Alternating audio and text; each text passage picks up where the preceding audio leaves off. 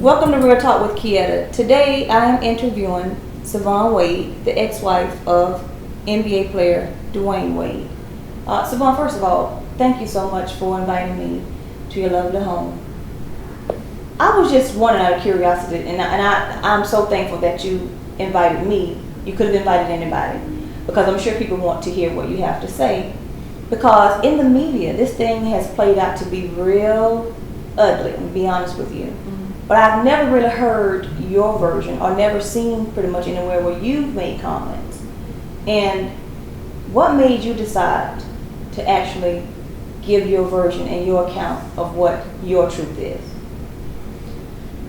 Well, I believe now I've overcome fear. You were afraid. Yes, I was. Siohvaughn, when did you actually meet Dewayne? We met when we were in like the 5th grade. Wow. And so you all became immediate friends? Yes. So that wasn't like your little buddy, like you liked him in the 5th grade. You all were just friends in 5th grade. Oh, no, I didn't like him then, but we were friends, yes. Okay. And so as the years progressed, your relationship obviously turned to something romantic. When did you actually start dating Dewayne? I think that I probably was 15 or 16 years old when we actually started dating. Wow. So you all been together for you all worked together for a long time. Yes, we were. And during that time, when he was 15 and younger, what was his personality like? And what were you like during that time? I think I was pretty outgoing, very funny, and friends. We were friends. Although I was a female, and he was a male, I was able to, interact with him like one of his male friends, one of the guys. And he was, loving then, and he was very, I would say maybe soft-spoken, very humble, at that time. And during that time, I read some things, he pretty much had a tumultuous childhood.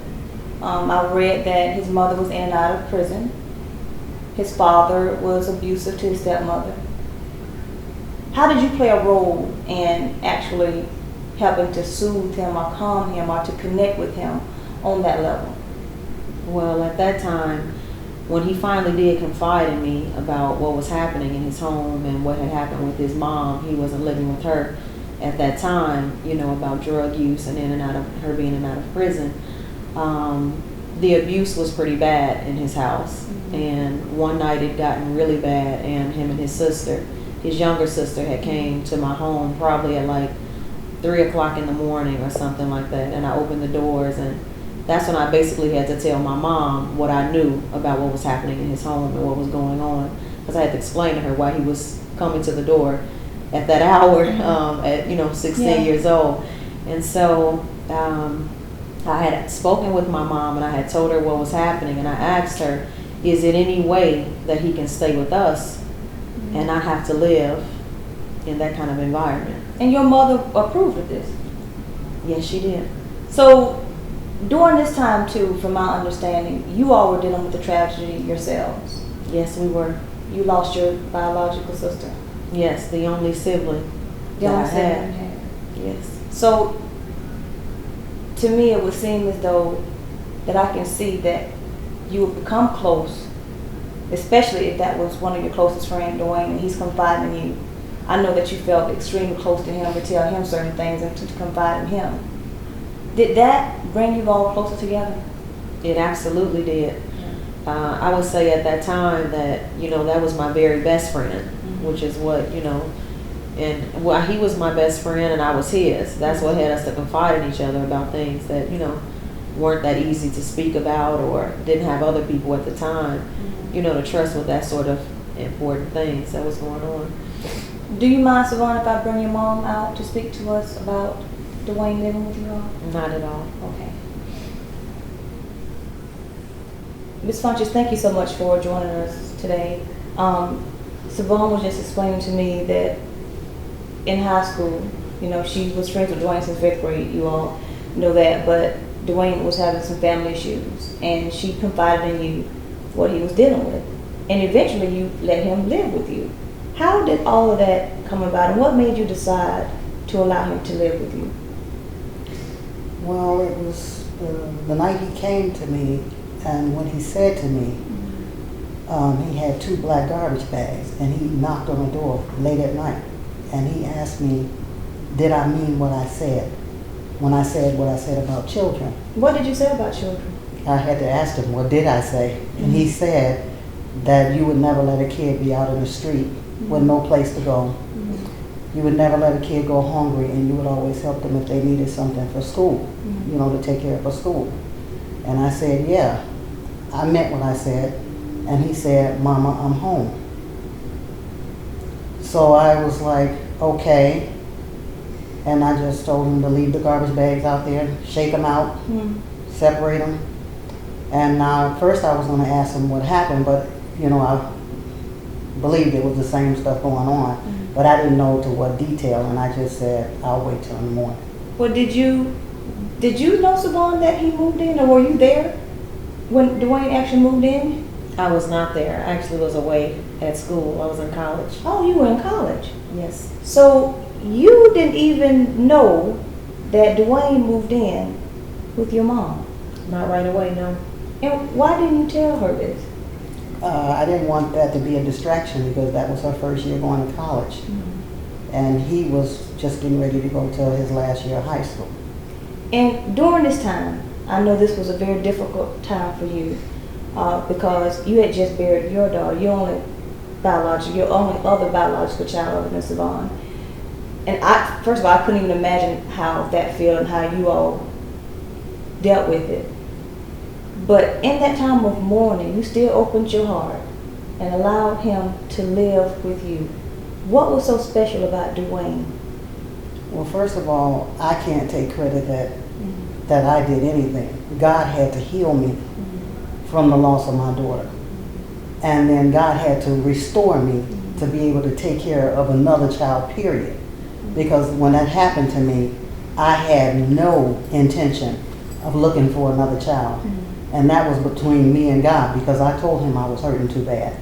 So he had to give me a reason to even care, to love, and to even take care of anybody else, because I was really wounded by that. Yeah. But you not only took him in, you went out of your way. You took him to tutoring, an hour out of your way. You did these things for a child that wasn't even yours. That a lot of people, or some people, don't even do for their own children. And that speaks volumes about your character. But I must ask you, and I just want to be honest with you about this. In light of what's happening now, today, do you feel betrayed by Dewayne? I didn't do anything special for Dewayne Wade. What you just said, I did exactly the same thing for him that I did for Siohvaughn and Garrett. All the way to college, the exact same thing. When they got a bank account at 17, he did. When they got a driver's license, I took him to get his. When they left with a computer, he also left with one. So everything that God provided for me to give for my children, God got that same job and had me to provide it for Dewayne Wade. And that same job allowed you to do these things for a child, for Dewayne, but yet do you feel broken about what's going on today? I feel broken, I feel hurt, and again, I had to go to God. I always resort to go back to God because I had to ask God, why? The things the abuse that has happened to my grandchildren, the things that has happened, even though Dewayne went through abuse and everything, he will have to know this. God provided him a way of escape out of the abuse. And then turn around and in turn to do this to my daughter and his own children. I don't even know a word to describe that. The Dewayne you knew that you actually took into your home and had him shake out the bags, okay? The black garbage bags that he came to your doorstep. The same young man who said, Mom, I'm home. Did you mean what you said? Is he a different person now? Do you even know this Dewayne Wade in 2012? No, I do not know who he is. I just know that for me, I treated him just like my children. the ones that God gave me through birth, even to the point of making him an heir. When I say exactly the same thing. And in spite of all that, it took God. He's still an heir today. Do you love him, Miss Funches? As God would have me to love him, yes. But I do not love anything that he's done. Have you expressed that to him? No. But this same young man that you actually brought into your home and sat down to raise him like your child, why is it that you haven't sat him down and spoke to him? You were the mother figure to him. So literally, it doesn't mean because you didn't give birth to him that you wasn't his mother. You raised him as your own. So you haven't felt the need to actually sit down and talk to him face to face and let him look at you, the same person who took your bed when he had nowhere to go, and look at you and explain to you why he's doing whatever he's doing and how it has hurt you.